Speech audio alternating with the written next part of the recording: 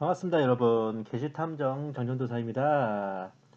예, 이제 오늘부터 다니엘서 강해를 시작하겠습니다. 오늘은 이제 엄밀히 따지면 그 본문은 아니에요. 본문에 들어가기 전에 먼저 잠깐 그 프리퀄 형식으로 그 다니엘 이전의 역사를 간략하게 한번 짚어보고자 합니다. 창조부터 왕국까지 이런 주제로 여러분들께 한번 설명을 먼저 한번 드릴게요. 다니엘서 강해는 지난번 요한계시록과는 달리 계시와 환상과 예언이 메인이 아닙니다. 엄밀히 따지면 어마어마한 역사 스토리예요.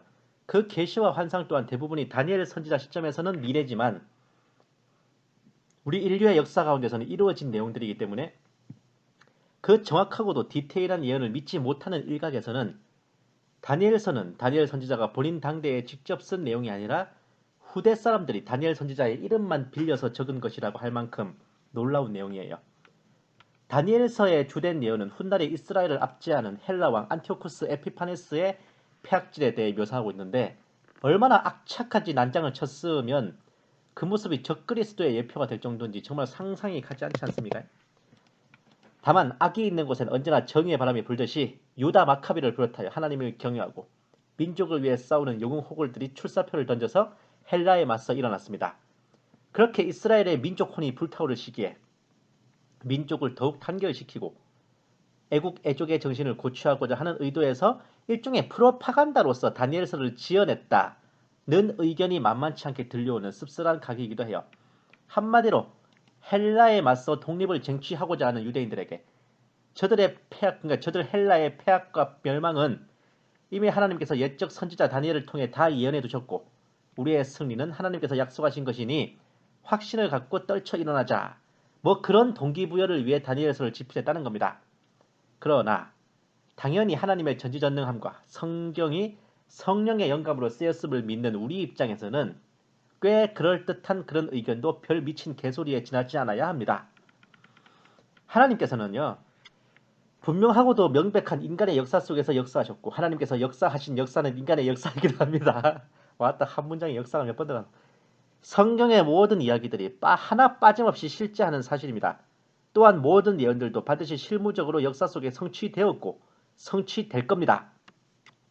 모든 인간의 역사 위에 성경이 우선하며 인간의 역사 기록과 성경의 기록이 상충된다면 성경의 기록을 기준으로 인간 역사 기록을 재단하는 게 맞습니다. 인간의 역사 기록을 기준으로 성경을 째고 자르려고 하면 안 되는 거예요. 특히 우리 기독교인들은 더더욱 그래야 됩니다. 그 다른 모든 종교의 경전들은 사실 역사 따위 무시한 그들만의 판타지, 스페이스 오페라입니다. 하지만 하나님은 좀 달라요.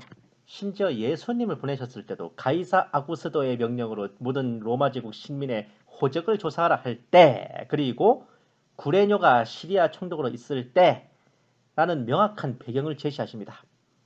우리가 항상 묵상하는 사도신경의 신앙 고백에서도요. 예수님께서 본디오 빌라도의 치하에서 고난을 당하고 십자가에 못 박히셨다는 명확한 역사적 배경을 보고 있는 거예요. 우리가 사도신경에서 본디오 빌라도에게 고난을 받아서 이 말이 뭐 본디오 빌라도가 예수님을 어떻게 했다 뭐 예수님을 이제 십자가에 못 박고 고난을 당하게 한 가해자로서 빌라도를 제시하는 게 아니라 그 로마 총독 본디오 빌라도의 시대라는 그 시대적 배경을 지금 말해주고 있는 거예요. 이 본디오 빌라도에게 고난을 받아서라는 대목이요. 성경은 명명백백한 사실이자 진실이고 진리이며 살아 역사하며 운동력이 있는 하나님의 말씀이고 그 자체가 영원한 생명입니다. 머가리에 먹물 좀 들었다는 호사가들의 건방 떠는 말 몇 마디 글 몇 줄에 폄하되고 퇴색될 그런 겉보리 껍데기 빙다리 핫바지도 아닙니다. 이런저런 논쟁들은 고색 창연한 바위에 낀 이끼에 지나지 않을 뿐이에요.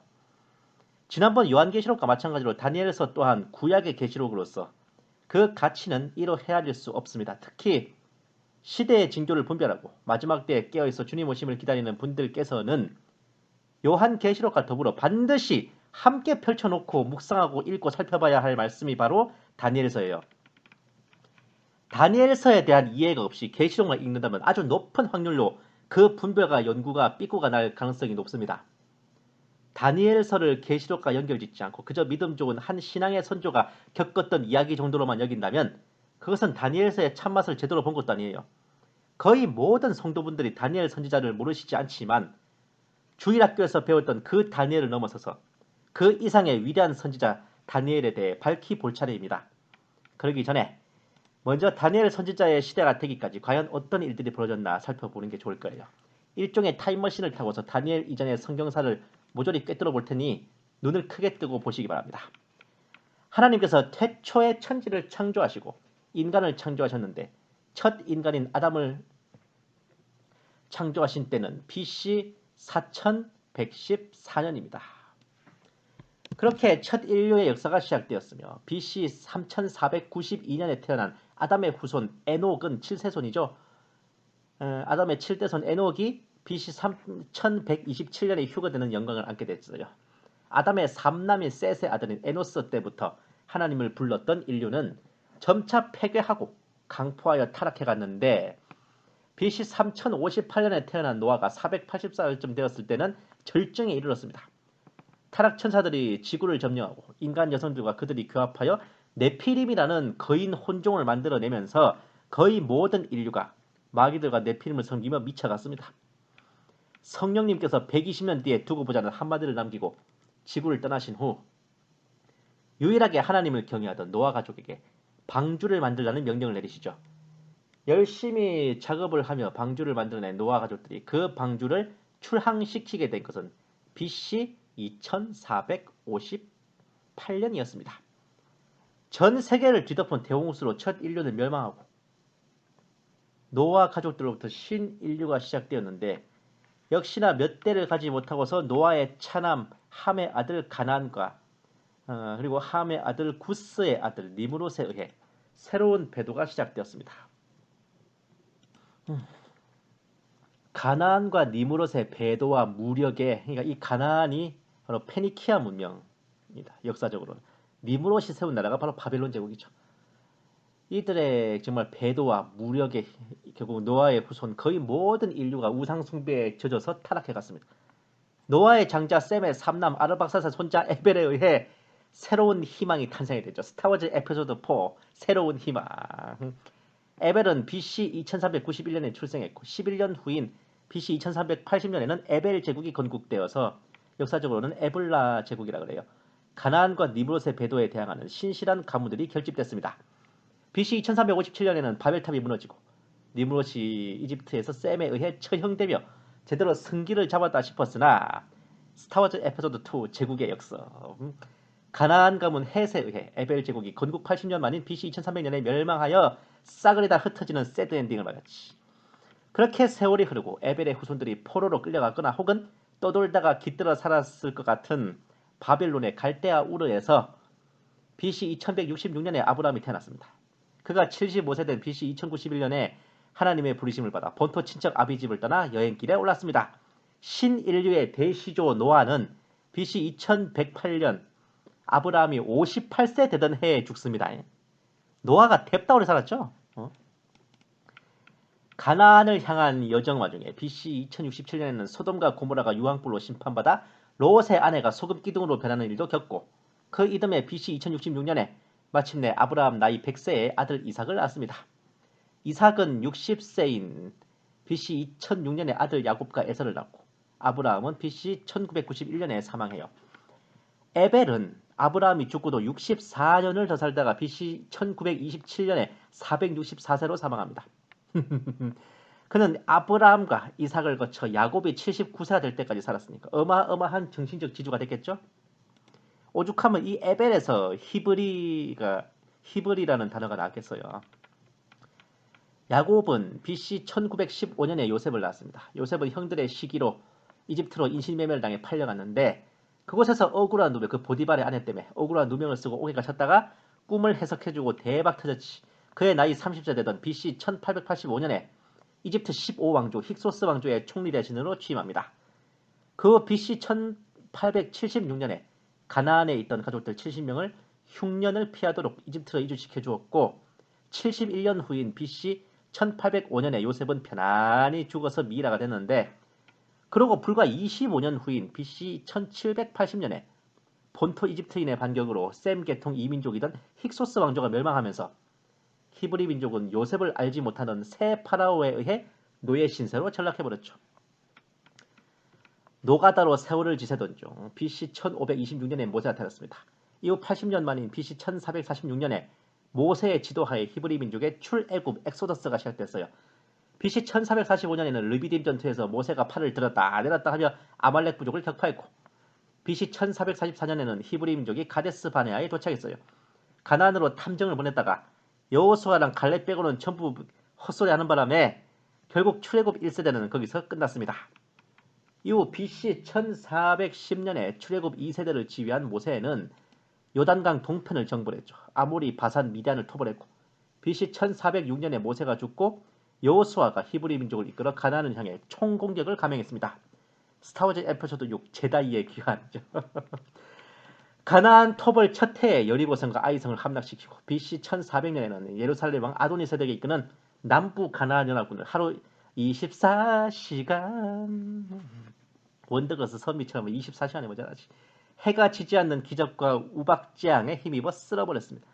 BC 1399년에는 하솔 왕이 이끄는 북부 가나안 연합군을 전멸시켜 7년 전쟁을 종결지었죠. 그러나 이것은 끝이 아니라 시작이었습니다. 와우.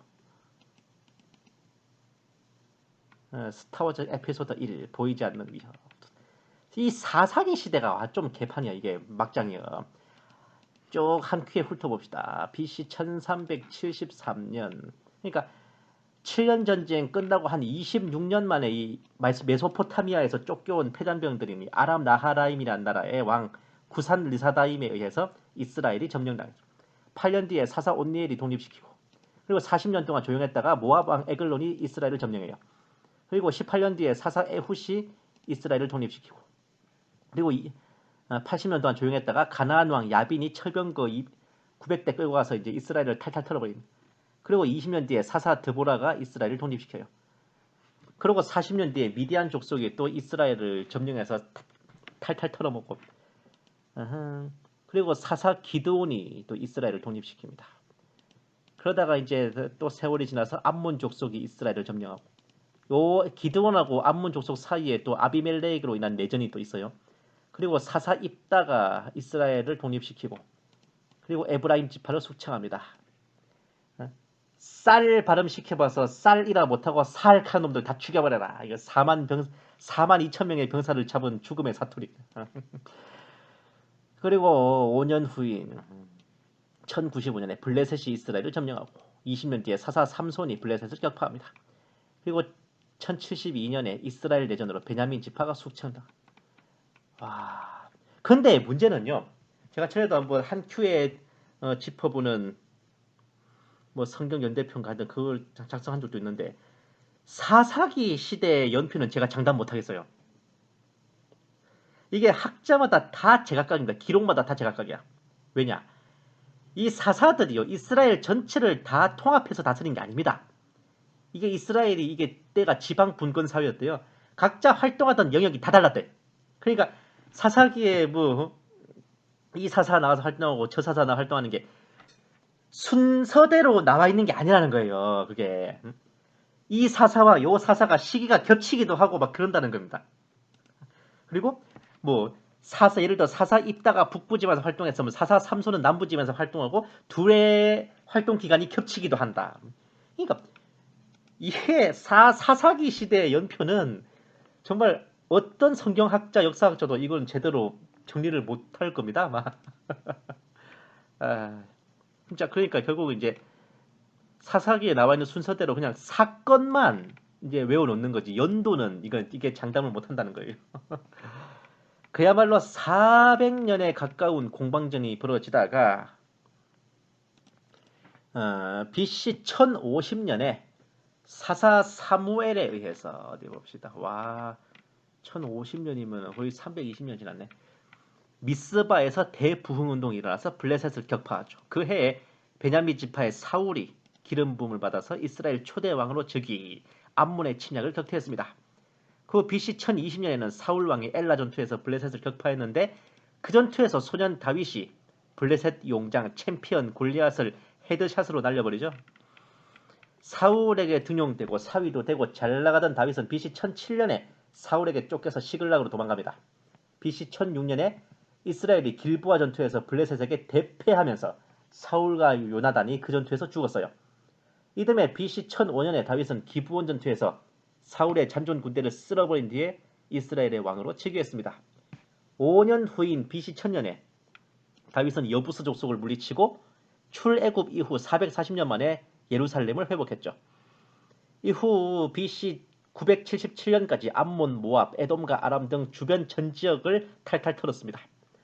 그러다가 BC 970년에 그러니까 요 기간 사이에 그 바세바하고 우리아하고 그 일로 있어서요. 다가 BC 970년에 솔로몬 왕이 즉위했고 더 없는 황금기를 맞았으나 그가 죽고 BC 931년에 르호보암이 즉위하면서 유다와 이스라엘이 짜개져서 남북조 시대의 막이 열렸습니다. BC 925년에 이집트 왕 람세스 2세의 침략으로 유다가 항복하고 성전과 왕궁의 보물을 내준 등 아주 개굴욕당했지. BC 914년에는 유다 왕 아비아가 에브라임 스마라임 전투에서 이스라엘 왕 여로보암의 80만 대군을 쓸어버리고 이스라엘의 항복을 받아내는 승리를 거뒀습니다. 이 에브라임 스마라임 전투가 굉장히 큰 싸움입니다. 이스라엘 왕 여로보암의 80만 군대를 진짜 날려버린 거지. 사실 잘 읽어보시면 이스라엘이 이때 항복까지 합니다. 유다에게. 정말 엄청난 승리를 거뒀죠. BC 900년에는 유다 왕 아사가 에티오피아의 침략을 물리치고 신앙개혁으로 국가를 안정시켰어. BC 870년에는 유다 왕 여호사밧이 전성기를 만들었습니다. 북이스라엘과 결혼동맹을 맺어서 신앙적으로 오염되는 계기도 만들었죠. 여호사밧의 아들 여호람과 아합의 딸 아달랴가 결혼했죠. 저는 여호사밧을 진짜 이거 성군으로 넣어야 되나 말아야 되나 상당히 고민되더라고 진짜. 왜 이 새끼 때문에 이거 유다가 휘청거리는 베이스를 깔아놓거든. 양쪽이 함께 미쳐갔죠. 남조고 북조고 간에. 그러다 BC 842년에 이스라엘 장군 예후의 혁명으로 이스라엘 왕 요람, 유다 왕 아하시아가 전부 죽었어요. 이듬해 BC 841년에 그냥 원래는 이스라엘 왕만 죽어야 되는데 유다 왕 아하시아가 병문안 왔다가 얼떨결에 같이 잡혀 죽는 겁니다. BC 841년에 여호사밧의 며느리이자 아하시아의 어머니인 아달랴가 쿠데타로 다윗 왕가를 멸절하고 왕위를 찬탈합니다. 여호사밧의 이 잘못된 타협으로 2대 만의 바알 숭배자에 의해 다윗 왕가의 씨가 멸절되는 기가 막힌 상황을 맞았지만 천만다행으로 살아남은 여호사밧의 손자 요아스 BC 835년의 혁명으로 아달랴를 처형하고 즉위합니다. 대제사장 여호야다의 도움을 받아서요. 그저 그렇게 슬슬 역사가 이어갑니다. 북이스라엘이 BC 722년에 아시리아의 침공으로 멸망하고 혼혈 정책으로 아예 민족이 소멸돼 버렸습니다. 이스라엘 12지파 중에 유다 지파만이 순혈을 유지했고 나머지 지파들은 정말 하나님만이 아세요. 북이스라엘이 멸망한 후에도 간신히 명맥을 이어오던 남유다는 BC 716년에 히스기야가 즉위하면서 성전이 정화되고 하나님께서 하룻밤에 18만 5천 명을 쳐 죽이는 기적으로 아시리아의 침략을 물리쳐 주시면서 이제 히스기야가 국가를 중흥시킵니다. BC 697년에 히스기야를 이어 즉위한 그의 아들 므낫세에 의해 선지자 이사야가 처형되고 그 나무통 안에 집어넣고 톱질해서 죽였대요. 극도의 타락과 폭정을 저질렀죠. 므낫세가. 국민들 먹여 살리고 나라를 윤택하게 하는 데는 유능했는데 신앙적으로 영적으로는 개판이었습니다. 결국 이 므낫세는 아시리아의 침략으로 체포돼서 바벨론으로 끌려가서 개고생하다가 풀려납니다. 그제서야 정신이 되돌아와서 그의 말년은 성군으로 끝맺었고 그의 유지는 아들이 아니라 손자인 요시야에게 이어졌어요. BC 641년에 즉위한 유다왕 요시야는 퍼펙트한 신앙개혁으로 최전성기를 만들었어. 유월절을 회복하고 신앙을 재건했습니다. 이어서 북진해서 아시리아를 밀어버리고 사마리아를 비롯한 북방 영토를 전부 털어나는 국토 통일을 달성했죠. 그렇게 잘 나가던 그가 BC 609년에 무기또에서 이집트와의 전투로 사망하면서 비로소 하나님께서 예고하신 유다 멸망의 서막이 열렸습니다. 4년 후 BC 605년에 바벨론의 침공으로 왕족들, 귀족들, 특히 청년들이 대거 체포되어 바벨론으로 끌려갔으니 그때 끌려간 왕족 청년들 중에 한 사람이 바로 다니엘이었습니다. 우후. 아담의 탄생에서부터 다니엘의 바벨론 압송까지 3500년 세월을 싹쓸이 훑었는데 참으로 성경은 광대하고 광대한 역사를 담고 있는 히스토리 북이라 하겠어요. 그럼 이제부터 우리의 주인공 다니엘이 어쩌다가 바벨론으로 끌려가고 거기서 뭐 묻고 지내는지 먼저 살펴봐야겠죠? 다니엘서 1장 1절 유다의 여호야킴 왕 7위 제3년에 바벨론의 느부갓네살 왕이 예루살렘에 와서 그 성을 포위하였더라. 다니엘서 강의 모든 성경 구절은 한글 킹제임스 말씀 보존학회 한글 킹제임스 역본이며 필요할 경우 개역 성경을 병행 표기하겠습니다. 감사합니다. 계시탐정 정전도사였습니다.